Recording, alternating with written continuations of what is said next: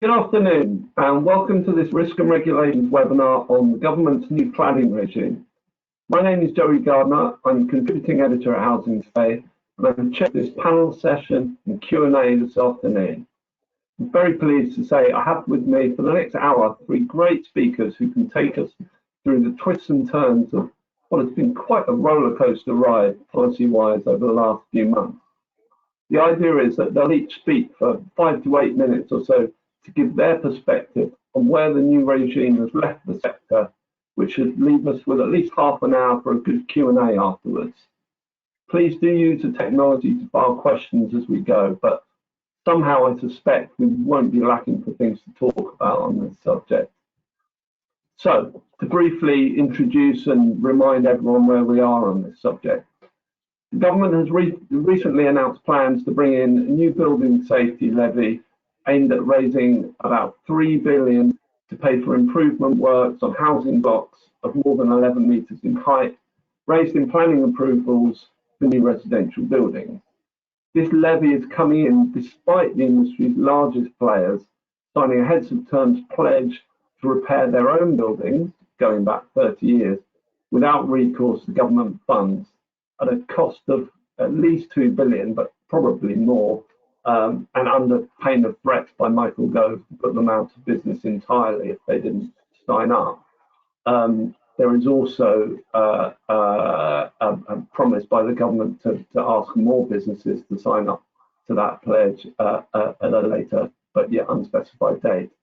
The government has also separately introduced a residential property developer tax, which just came into force from this April, which is designed to raise another £2 to £3 billion to pay for the building safety fund, which is itself due to fund remediation on properties of more than 18 metres in height, but the operation of which has so far been somewhat questionable, I think a number of people would say. Now, before we get going on the presentations themselves, a couple of quick housekeeping points. If you're watching this and you want to tweet about anything you've seen or heard, please use the hashtag riskandreg2022. In addition, there will be a feedback survey at the end of the session. It would be enormously helpful for all of us here if you could take just 60 seconds to fill that in.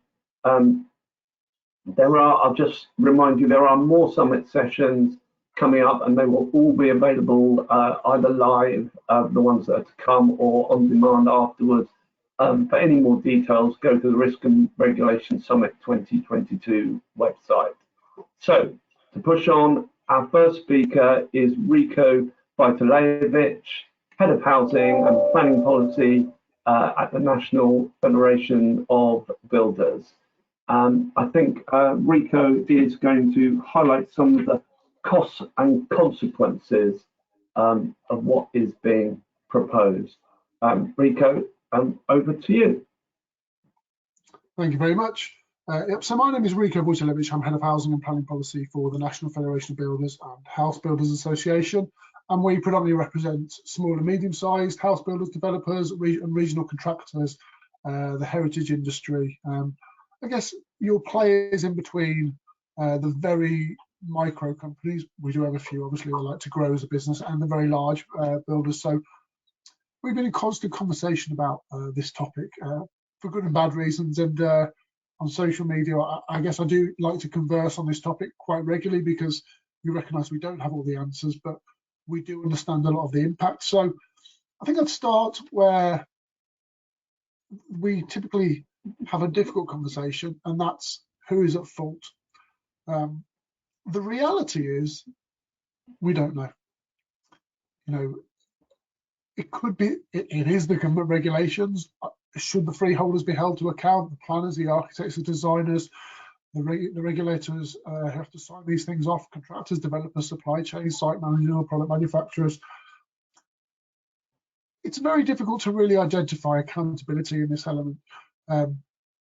If everyone is culpable, then everyone is culpable. But unfortunately, who isn't responsible are leaseholders. And unfortunately, leaseholders have been held on the hook for this far too long. So at the very start, we said to the government, look, this is going to go on for a long time. So we're still taxpayers, our members are still taxpayers.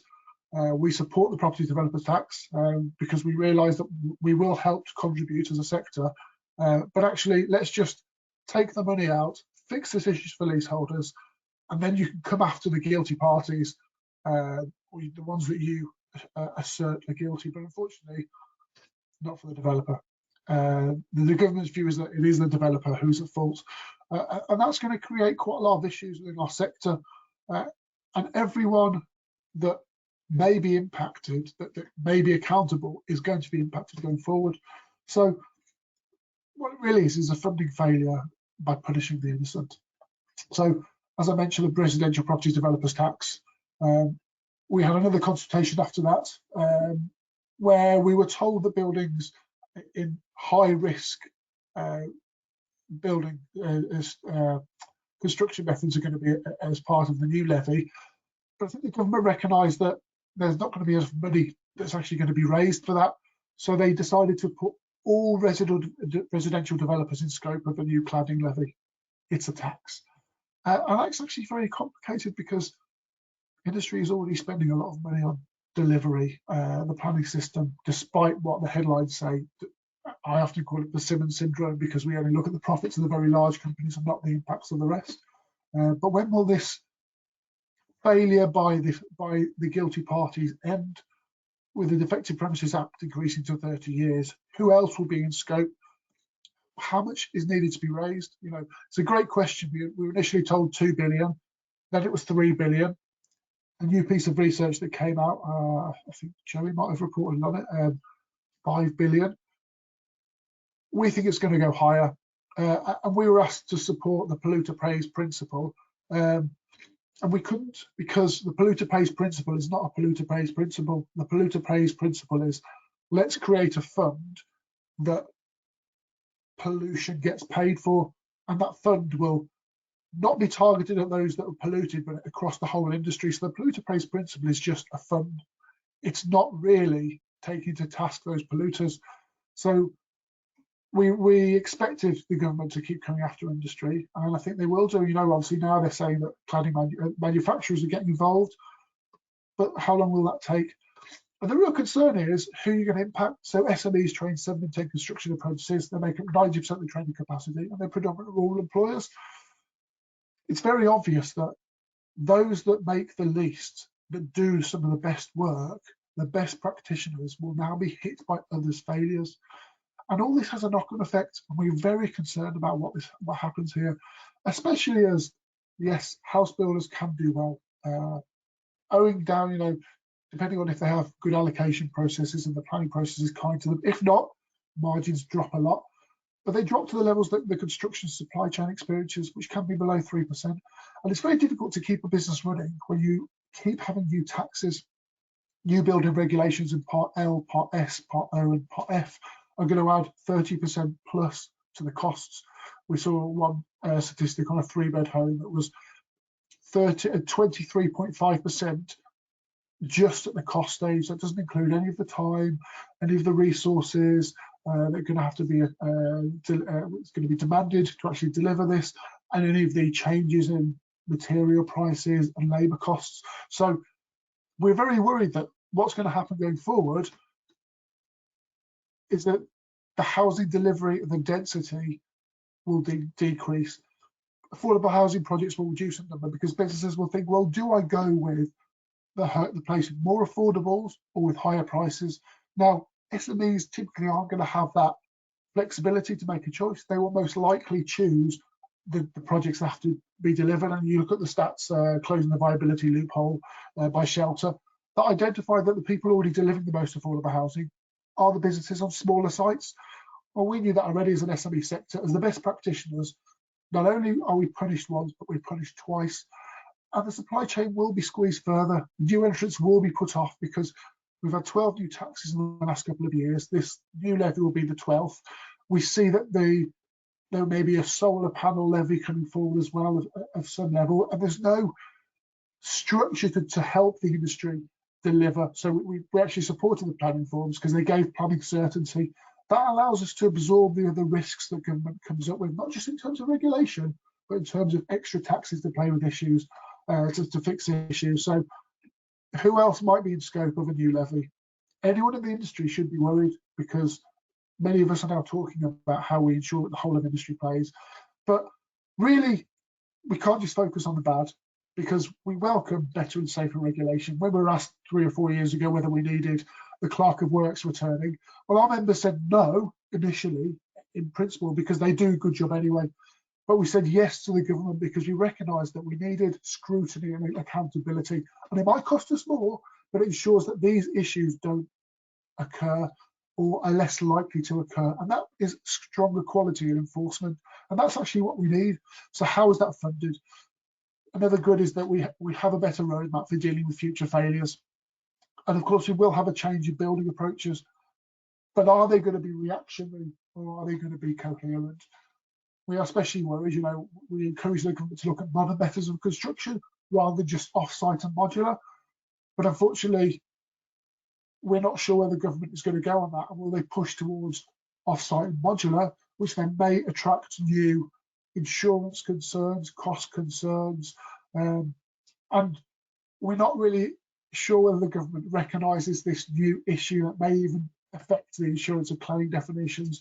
But finally, on the good, we hope as SMEs and regional contractors especially, there is a shift towards accepting the true cost of development, because development is difficult to do, it is expensive, and if you want a good project, especially publicly procured, you have to pay for it. So that's my short rundown. Thank you. Fantastic. Thanks very much for that, Rico. That's absolutely brilliant kind of summary of some of the challenges and some of the potential opportunities, I guess, coming out of this issue. I guess in a way the challenges are probably more going to be more immediately eye-catching for a lot of people, particularly around the issues around potential impacts on housing delivery.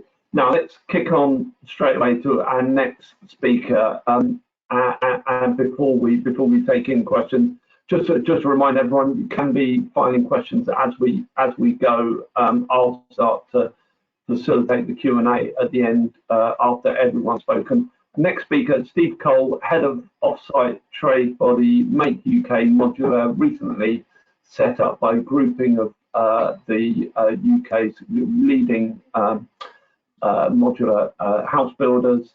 And Steve, I think, is going to look at some of the knock-on effects of the new cladding policy and how building safety is affecting housing associations. Over to you, Steve. Great. Yes, thanks for the introduction, Joey. Yes, so I'm the head of Make UK Modular, which is the sort of startup trade body for the Category 1 volumetric modular housing sector. So looking at some of the stuff that was touched on previous presentation about how we can sort of drive innovation and additionality in the house building sector. So you won't get much disagreement from me about what Rico was saying.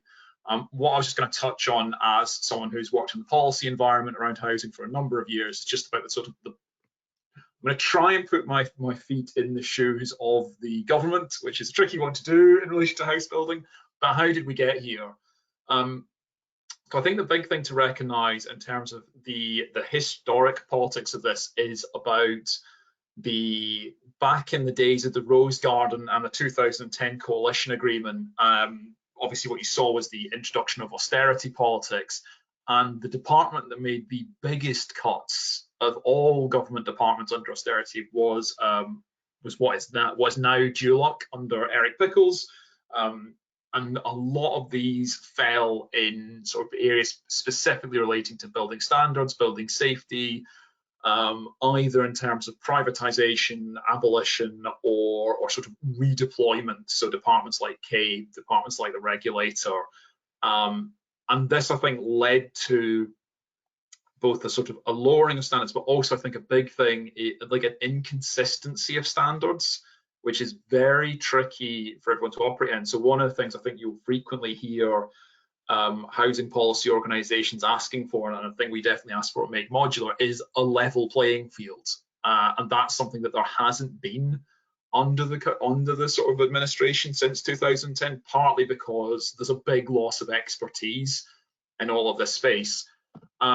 However, that's then manifested itself in a sort of really big issue for not just the government, but for the housing sector as a whole, which is simply about the perception of the housing sector as failing, the perception of new build housing being unsafe or poor quality, and the perception of existing housing being poor quality. So you've got an increasing number of sort of scandal stories of reputationally damaging sort of stuff around housing.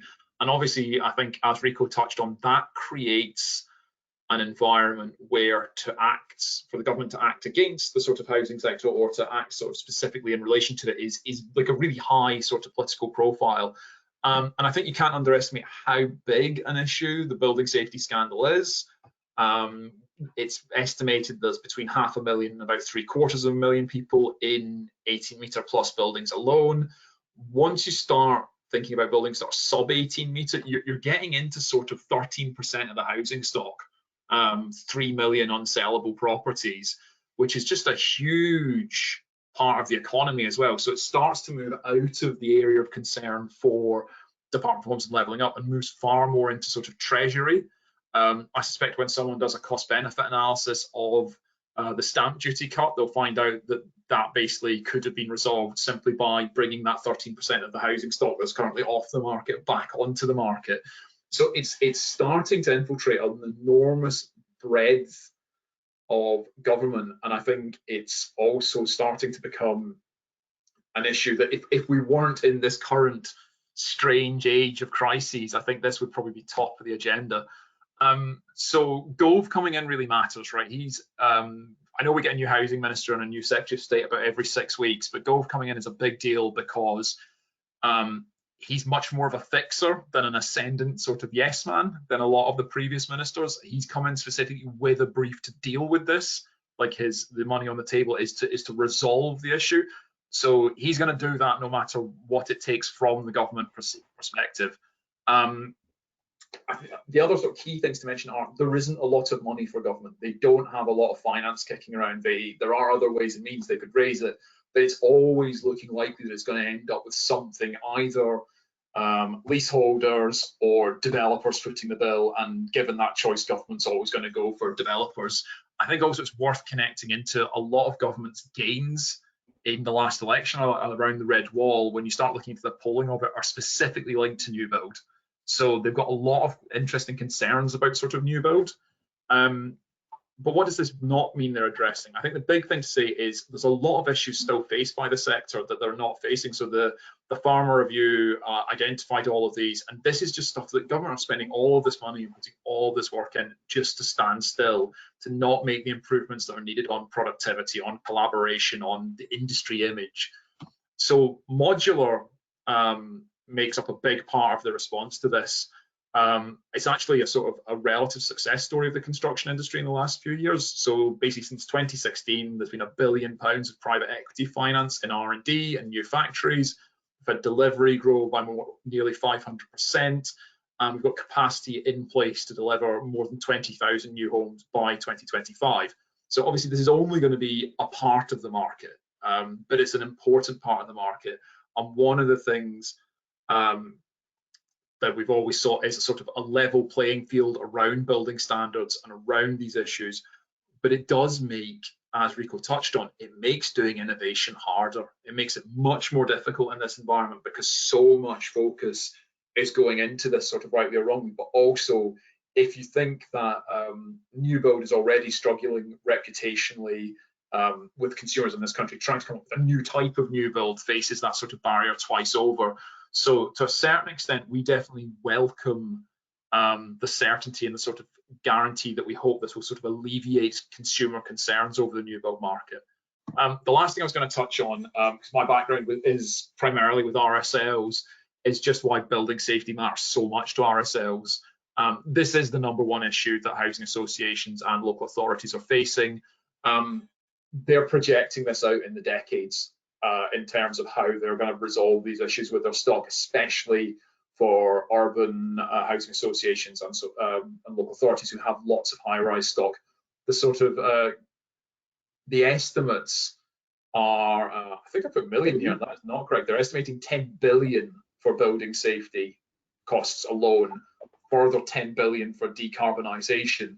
And obviously all of this just applies to existing stock. This is just a standstill, delivers no new homes.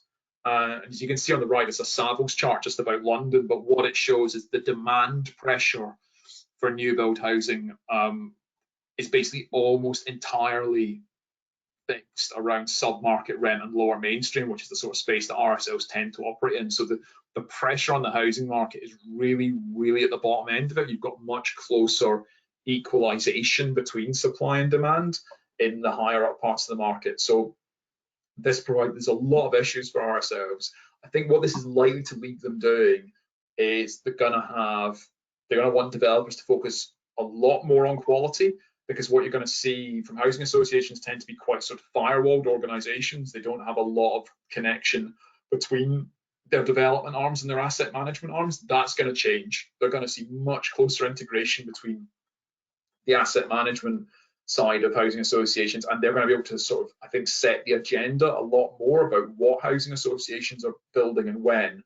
And what you're going to see almost certainly from that is a substantial increase in genuine best value tendering, which I think most of the housing sector would welcome as a consequence of this and as a consequence of the building safety costs, because they will start basically much more thoroughly costing up the full life cycle of their homes, and they'll see how much they've had to spend decarbonising, overhauling the sort of building cladding materials on their stock.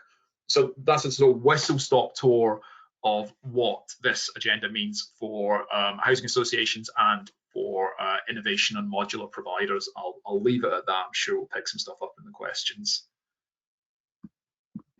Thanks very much, Steve. That's a brilliant tour of both what this issue means for, I guess, the movement for modular and off-site housing, how it might, the focus on this might start to impact on innovation in other ways, home building in other ways, and clearly how it's impacting on social landlords and their investment models and what it means for them. I mean, clearly this is just an absolutely massive challenge.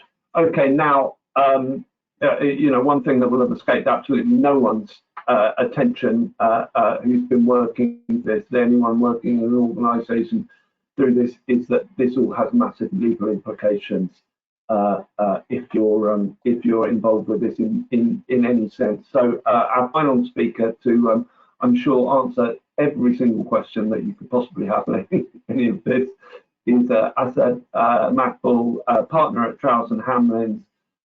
He's going to outline, I think, some of the legal implications. I mean, they are just myriad. So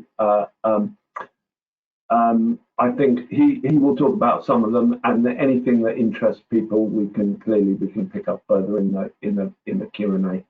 And yeah, over to you, Asad. Thanks, Johan. Well, thank you very much. Thank you, Joe. Thank you for inviting me to speak. I can't promise that I can answer every question, because I'm afraid that there may not be answers to every question at this point. But as Joe said, I'm a partner at Trowse & Hamlins, and we're a real estate law firm with a very heavy focus in the housing sector, and I specialise in projects and construction.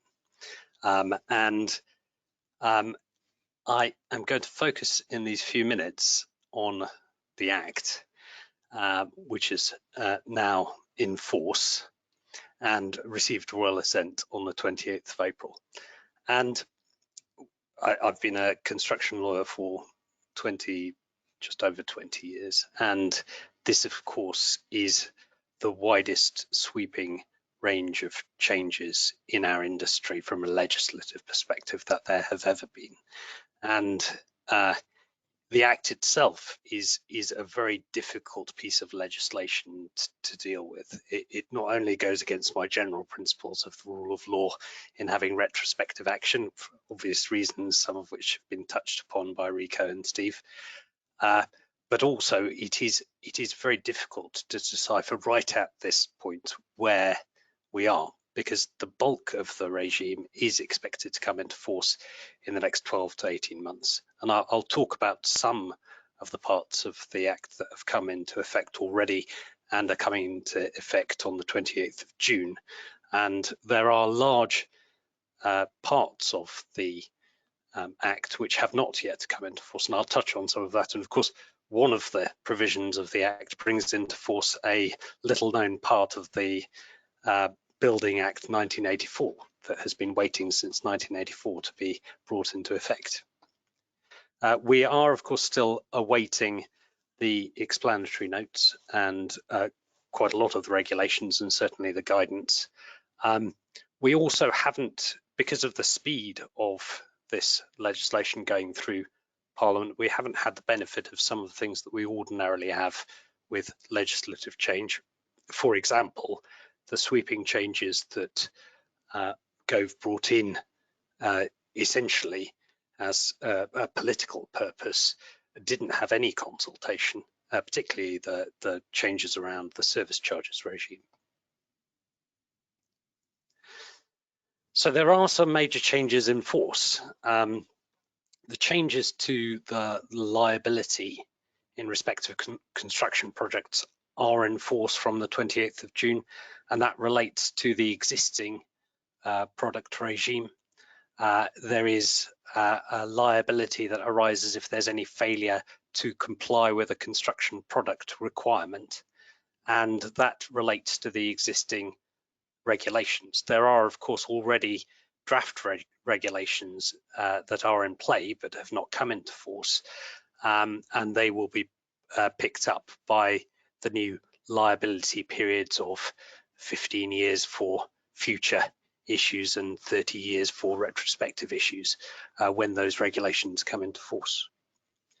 There are also extended limitation periods under the Building Safety Act and the Defective Premises Act. In fact, the Defective Premises Act is changed such that it does not solely relate to the provision of a dwelling, but now also relates to works to a dwelling.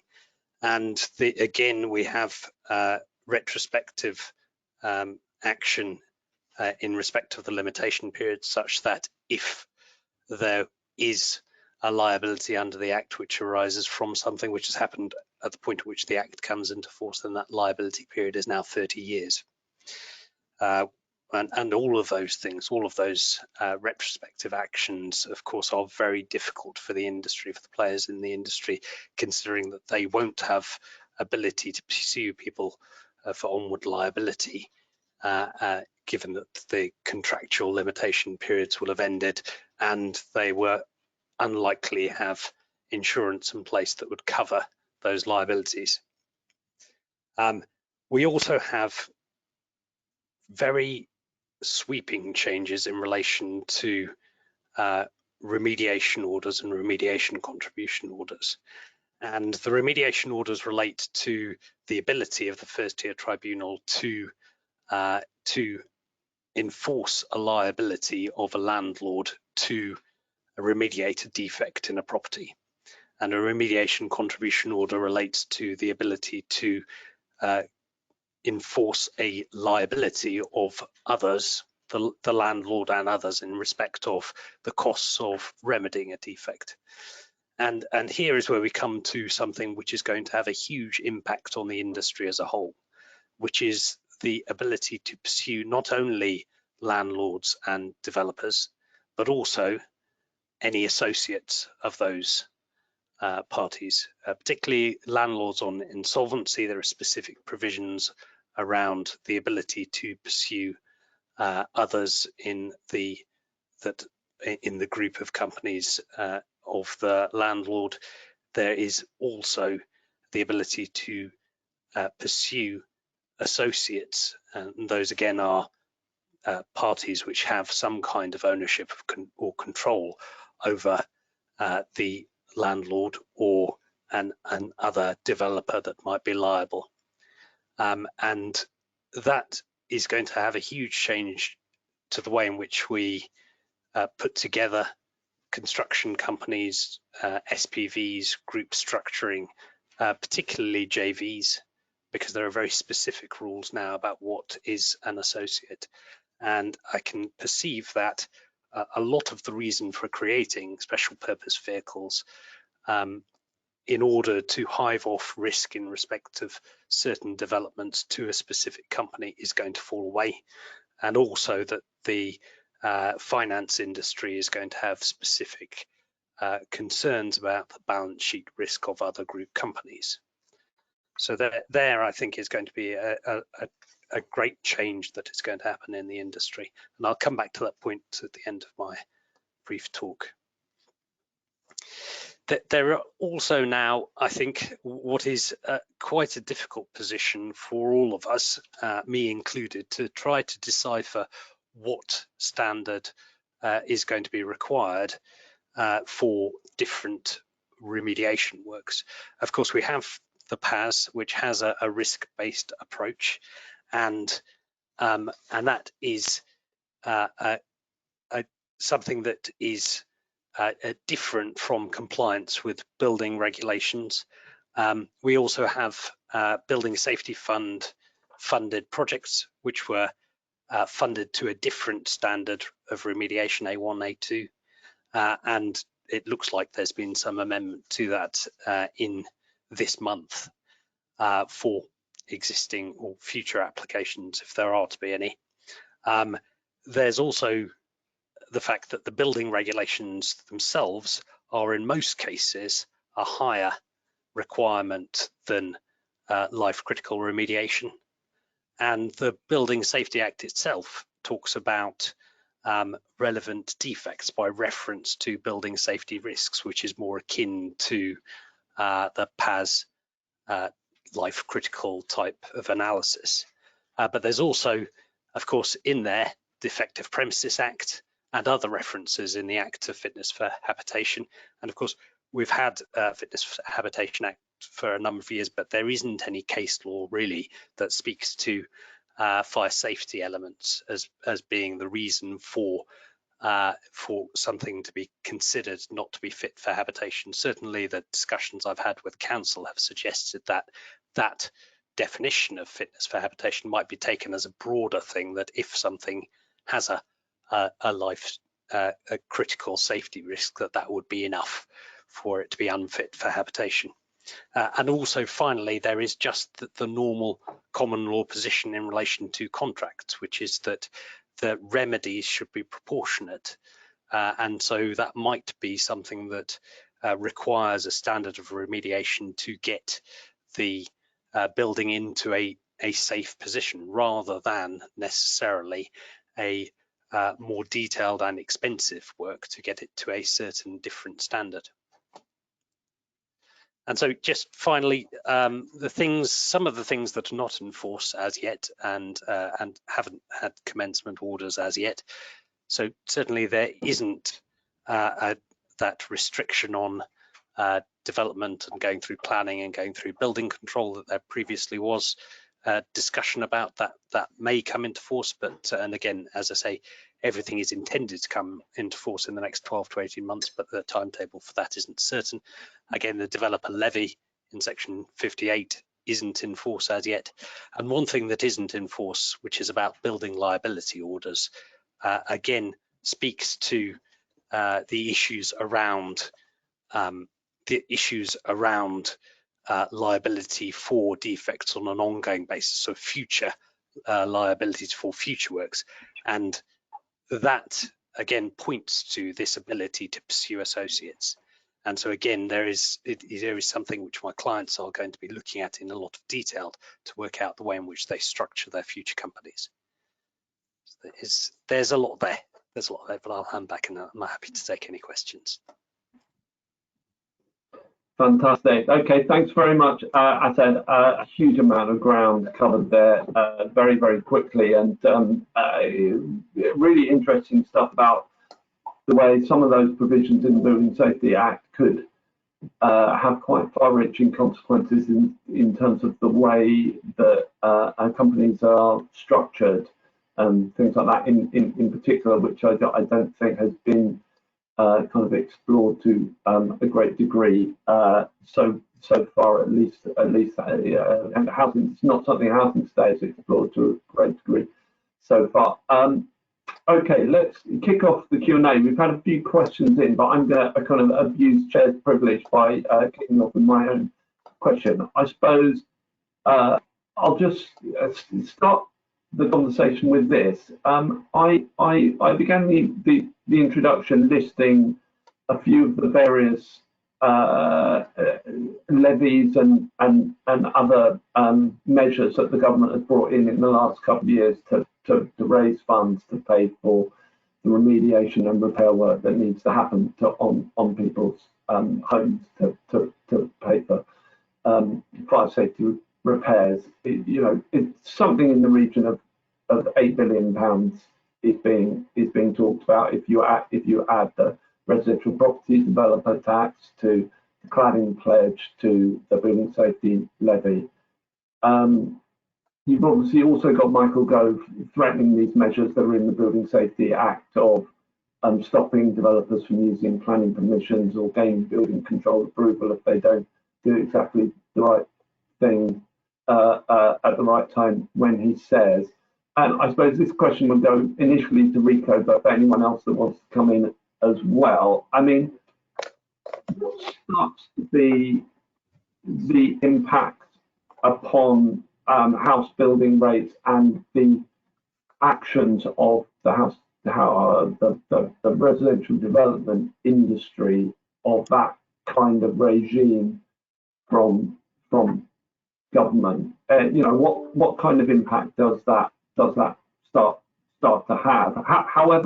However fair or not, let's take the fairness aside, because I don't want to get into a question about that, because I think everyone's agreed that this stuff needs to be paid for and this work needs to be done, and leaseholders shouldn't pay for it. But that aside, what kind of impact do those measures start to have on the industry? Yeah, so I mean, we've seen some of it already. Some companies that have never touched cladded buildings, not even got close, but they fit within a government remit of how much money, how much profit they make. They've been approached by the government to sign the pledge to remediate any buildings that they've worked on. And that starts to create quite a bit of concern in the industry, because if you've never worked on this building, on these other buildings, and you never will, why should you sign a pledge? The next week the government comes out and says, anyone that doesn't sign the pledge, we're going to cut you off from funding.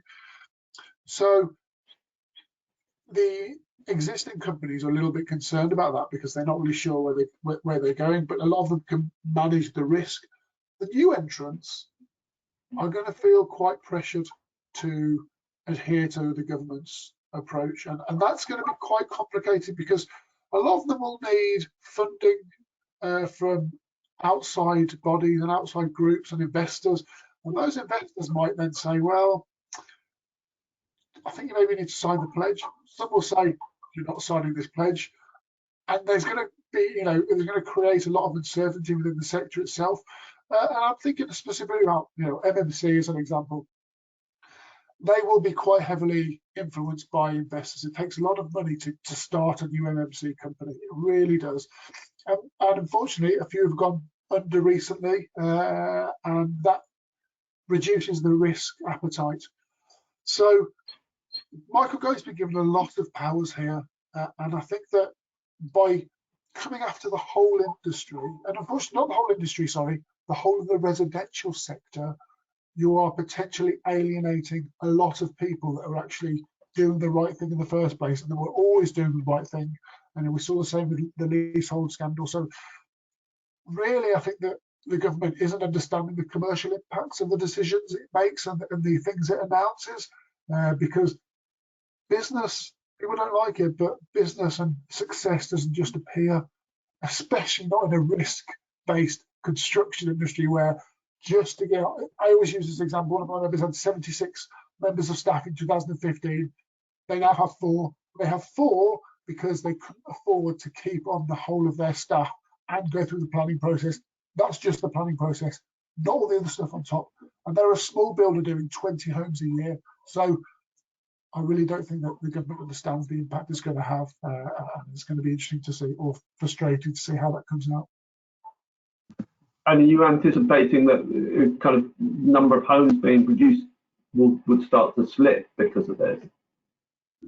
I think that's going to be true because we've got such a reliance on the big builders, and the big builders will pivot, I think, to go for these easier to deliver sites or with lower affordable housing.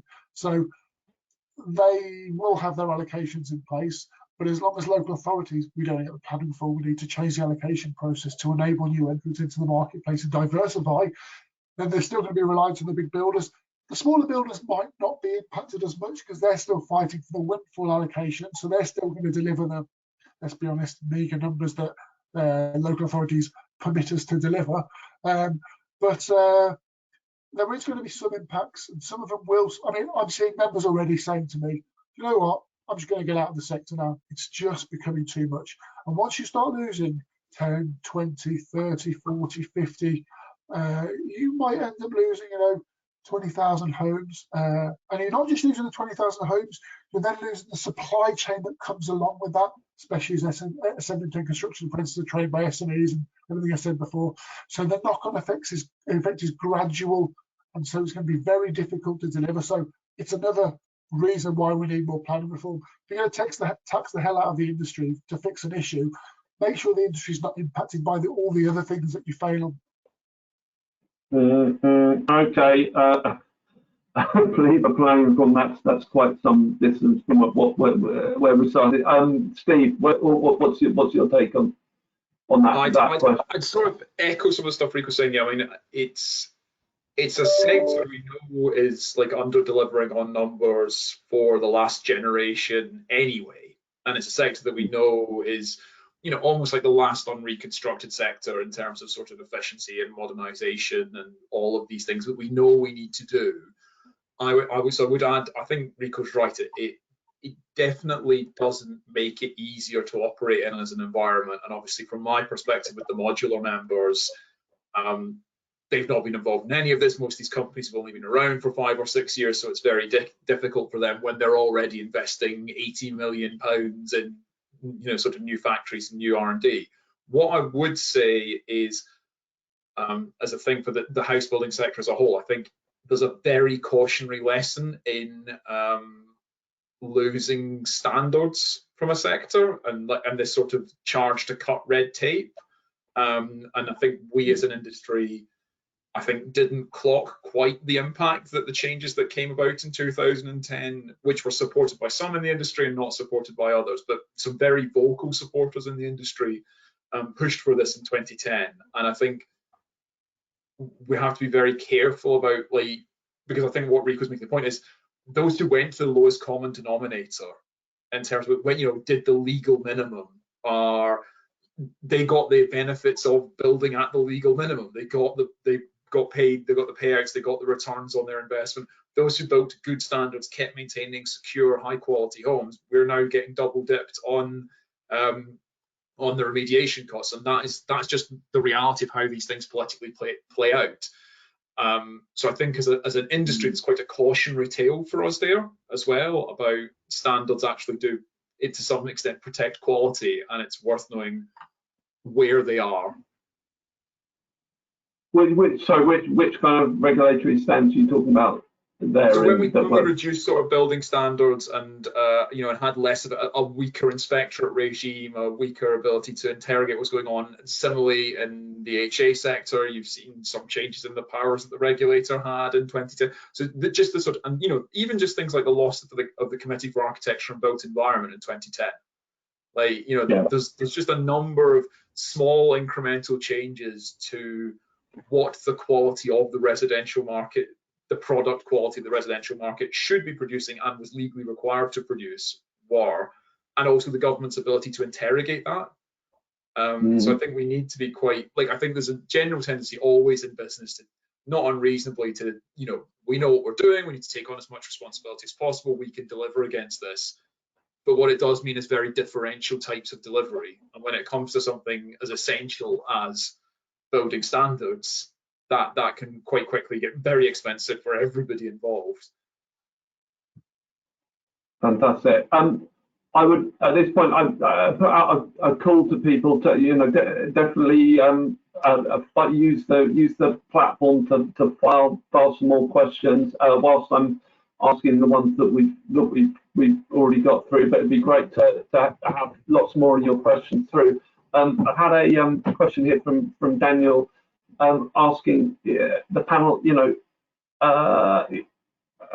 I guess the implication is, although it doesn't say, is if not small house builders, but who would you say are the polluters, if we're talking about polluter pays principle? Who are the polluters within the industry?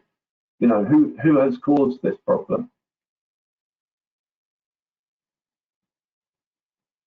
I don't know, Rico. Very quickly, I think Rico's slide was right. I think it was there were developers who took advantage of that sort of situation, but also don't forget, government was hitting its build numbers or hitting closest build numbers because it put these because it reduced standards, because it reduced inspections. Like if you look at a number of stuff in, say, like permitted development, which we've not even touched on yet, you look at the sort of quality, the fire stopping in some permitted development buildings, that's helped government have big numbers in the last 5 years.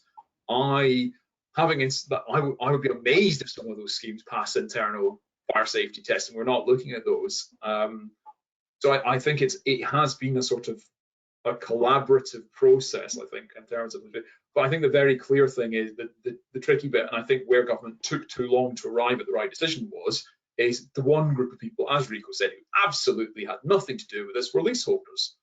Or social housing, rental tenants. Anyone who's living in the property is very, very, very, very unlikely to have benefited from that. But everyone else involved in it, I think, it shares some level of culpability. Yeah, I mean, I think this is a good one for us, and I'll let him speak on this. But I think, yeah, that's why I put my slide in. I had an interview with ITV, and it's very difficult because they just want to create a controversy and all this. And it's one of the reasons that we thought, look, just get it paid for, and then the government could come after people who they think are wrong. Because effectively what we've done is we've made leaseholders pay, and we keep coming after innocent parties. Who are the polluters? Well, actually trying to find that out probably identifies how you fix things in the future. By not doing that and by just coming after the cash cows or the easy targets, you're not really solving the problem in the long term.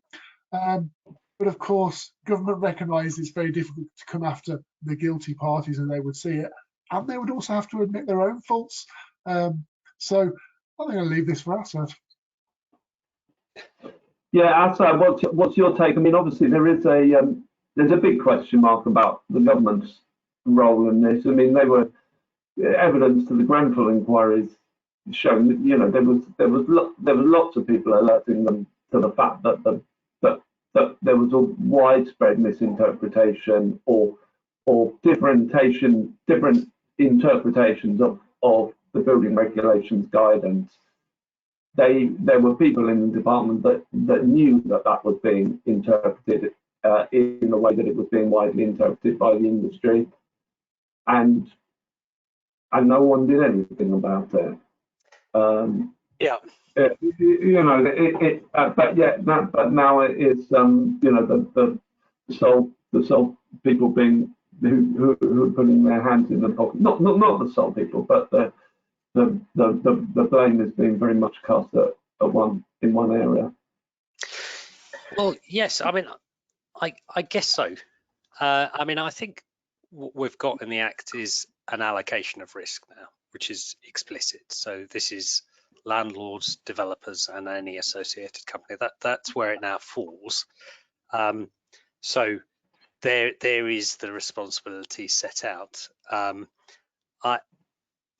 my mind, as with any free market, if you've got an additional cost somewhere, what you're going to get is something at the margins which is going to make the affordability question more difficult, and therefore a restriction of supply. So whether that means that house prices are going to necessarily go up, because all of these changes in the Act and in the regulations that are kind of coming in, even the gateway process, are additional expenses. So one way or another, that is going to be a cost that the consumer is going to pay ultimately. So, in a sense, we're saying for this point, at this point, that it is the developers and the landlords that are taking the responsibility, but ultimately that expense is going to flow through to everyone. And specifically in the short term, I think what this does, what the changes, particularly in liability, do is put a real question against balance sheet risk and covenant strength of some of these companies. And that of itself is going to make finance more expensive, and that of itself is going to take people out of the market. You know, we've got a real risk just generally in the construction industry of insolvency at the moment, and that is only going to be exacerbated by this, I should think. You know, that the amount of people who are going to be hit by claims from 30 years ago, or have to at least deal with claims from liabilities, or have to explain to their funders what that risk is incredible. But there's just one point, I suppose, and you mentioned the Hackett report and some of the findings from there. I think at some point we do have to say that we have had guidance in the industry for a long time that would have told us how to produce better quality products. And we're still there. We still have that guidance.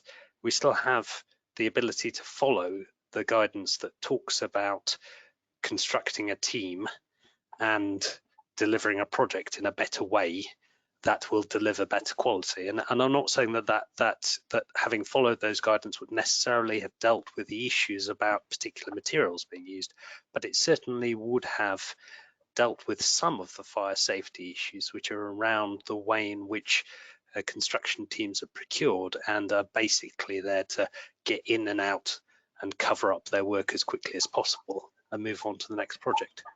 So that is my 2 penny worth. No, very interesting.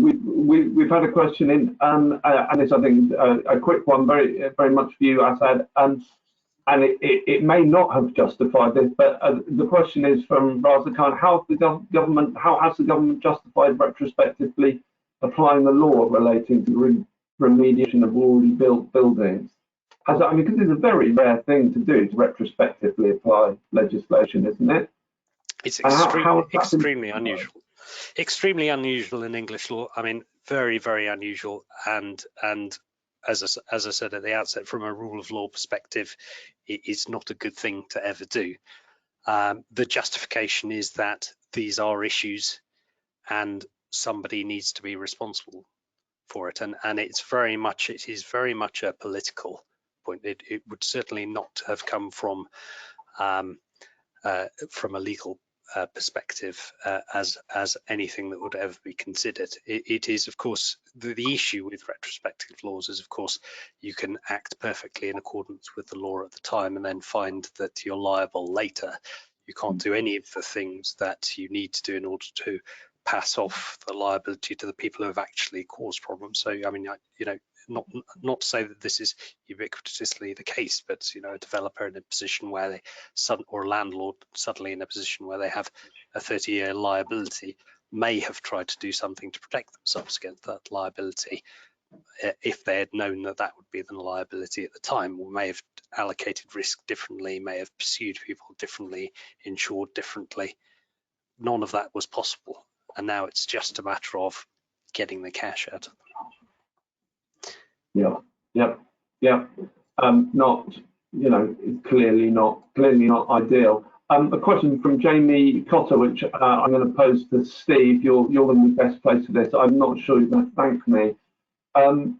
Is the introduction of modern methods of construction in residential developments creating complex fire risk in buildings?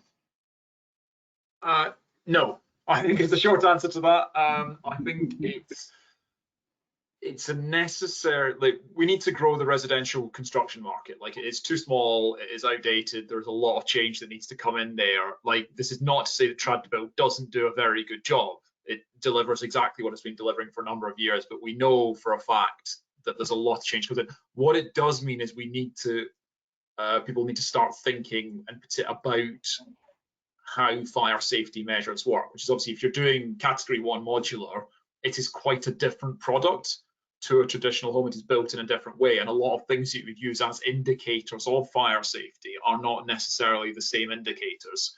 So there's a lot of rebuilding understanding of what a fire safe building looks like, and I guess simply about understanding this is a different product. It's a manufactured product. It's a different type of home. So I don't think it's necessarily creating risk in that. And in many cases, if you start looking at, say, the stuff that Vision have been doing down in Croydon with the tower block work, that we've recently had sort of people like Judith Hackett out looking at, there's a lot of really, really good best practice stuff in there, but there is also an education piece, as with any innovation, that needs to go on with planning departments, with building safety departments, with the fire department, about what safe and what good looks like with that product, because it is a materially different thing. And I think it can, so it does and can help enormously with that. But I think it's, and this is one of the things that obviously what you ideally want at that point is then a whole load of other sort of pressures and industry issues being loaded on, which is already occupying like a lot of bandwidth in government, in local authority planning departments. They need to get their head around, this piece of legislation, as well as getting their head around what this needs. But the industry needs this. Like, if we want to have a traditional house building industry in this country, we also need a modular house building industry. We can't not have, we have to have both, and they have to both work. So that would be my sort of quick answer to that. Happy to have a longer conversation about it.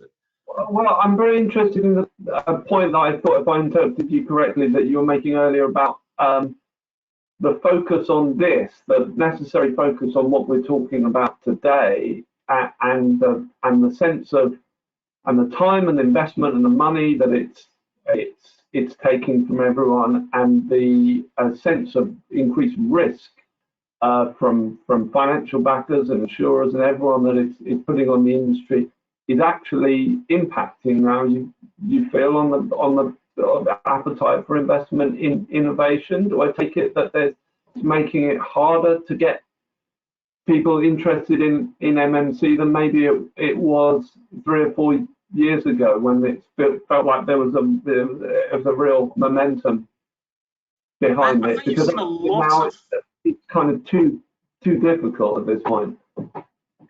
Innovation is hard, right? That's just, it's always a difficult thing to do. You need a lot of upfront capital for it. I think it's, what you're seeing is a lot of people coming into the MMC sector are coming in as new organizations, or people who are outside of the house building industry traditionally. There are some house building players who are looking at this stuff, and I think that is tricky when you're also faced with cost pressures from the stock that you've built sort of over the last 5, 10, 15 years. And obviously, if as Rico pointed out, this depresses the market slightly, that just makes it harder for new entrants to come in, because obviously what you need is that even more so than in trad build, with modular, you need a consistent pipeline. You need to know, because that's what the capacity of the factory that you're putting in place delivers. So I don't think it's, and the flip side of that is, if getting this right improves the perception of new build in this country, improves the desirability of new build in this country, that is only helpful for modular. So there is a flip side to this, which is, every single study we have in this country shows that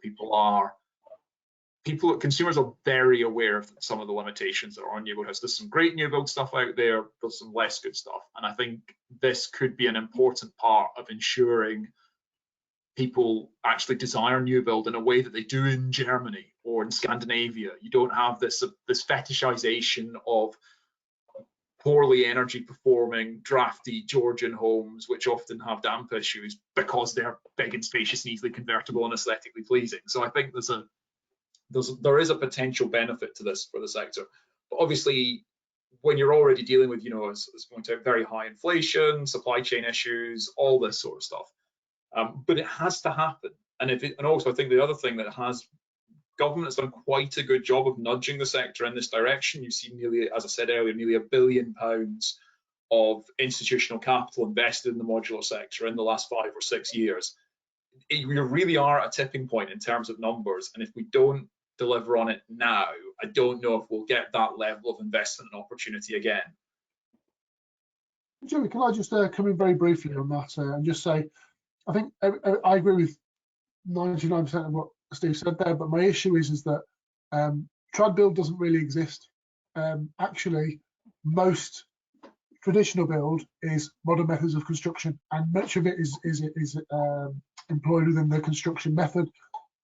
but we have been obsessed with separating the two, even to the fact that, you know, Homes England funding will focus on MMC as modular and offsite, and we have a framework of definitions, and actually enabling that framework is quite useful because it enables accepted materials. So we've got NHBC warranty providers now having their approved construction methods. That helps, but when it's just simply focused on one element, you actually end up potentially increasing the risk, because a small number of players will only build to a particular standard, and actually we need the whole industry to move across, and the modular element can be fit into some elements of the traditional build.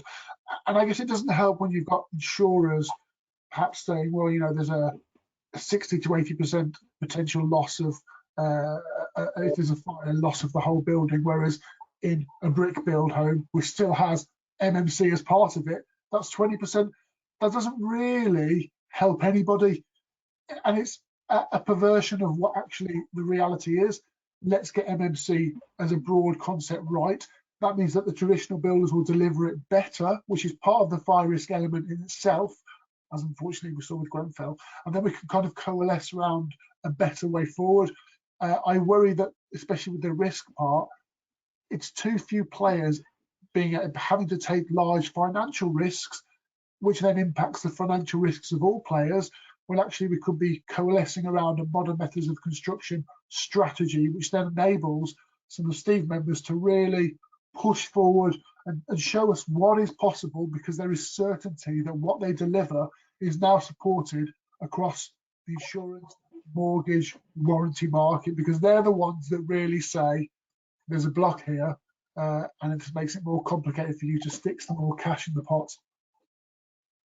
Okay, let's interesting point there, Rico, and just to bring it back straight to the cladding for a final question. We've just slightly run over time, but I just want to put in this as a final thing. This a last question that's come through on the point of construction materials suppliers, and maybe this is one for Rico and quickly Assad.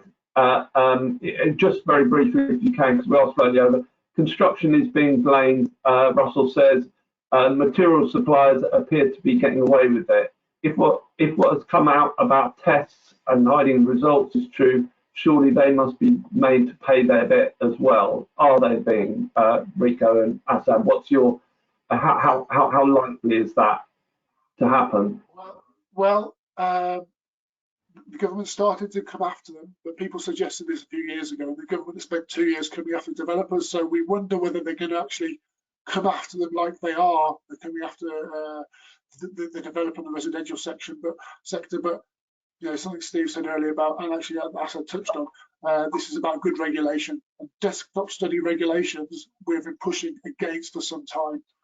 So yeah, absolutely problematic. Will they come for them? Who knows whether they really will, because effectively if they push their prices up, we've already seen material prices go up. It'll be interesting to see whether the government suddenly realises the commercial elements after they've had a go at one sector. So if you're an architect, if you're a warranty provider, you might be on that list next. Yeah. Assad, I just wonder what you felt about the provisions in the Act and whether it's likely they've got the leverage there to actually go after them.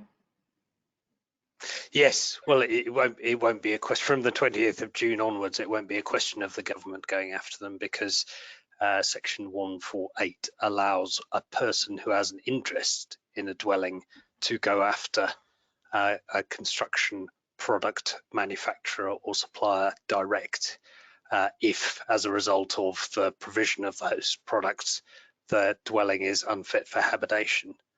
And in respect of 149, Section 149 of the Act, there is that 30-year retrospective liability for cladding products. So both of those things gives the power to the individuals to pursue the product manufacturers and suppliers, and that is in respect of any failure to comply with a construction product requirement, including in respect of the current regulations. And if anything, it will become more onerous in the new set of regulations that are currently under consultation. Fantastic, Assad. Thank you very much. as I said, Steve, Rico, thank you so much for your contributions today. I think we're going to draw it to a close there, but that's a good place to end it. We've had a lot of questions in, we've covered a lot of ground, and yeah, I hope everyone listening from wherever you're listening from has enjoyed it and got something from it. Thanks very much. Do join us for more from the Risk and Regulation Summit. Thanks very much. Thank you all. Thanks all.